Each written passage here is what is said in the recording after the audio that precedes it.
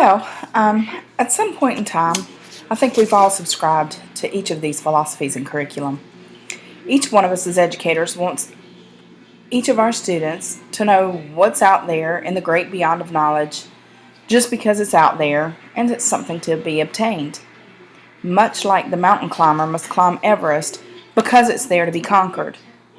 We're also all human and realize that everyone wants to feel useful and important and, of course, smart.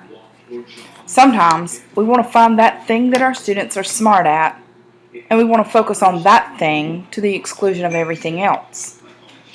Sometimes we just want to make our students buckle down and learn what needs to be learned just because hard work pays off in the end. I find myself caught kind of between three worlds. I want my students to have morals and be equipped to do the right thing. I want them to be able to express themselves appropriately. And I want them to understand and be okay with the fact that sometimes hard work and practice are necessary and they're rewarding in and of themselves. I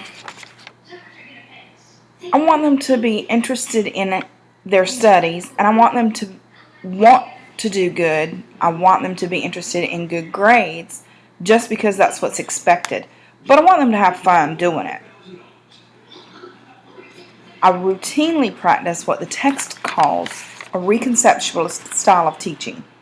I address the curriculum as it's presented from the state and my county, but my delivery in the class incorporates the needs and interests of my students.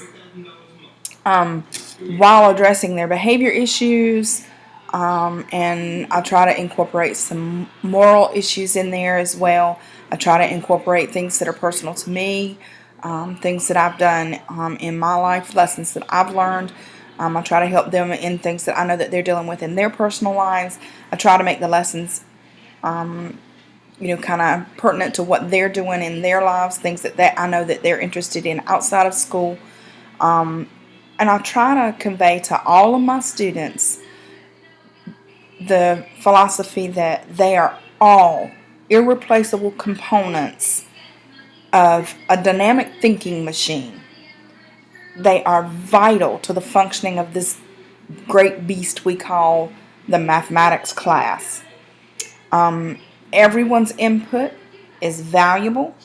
Every question leads us to a valid answer and gets us closer to discovering what this mystery of math can give us, and that everyone is capable of doing math.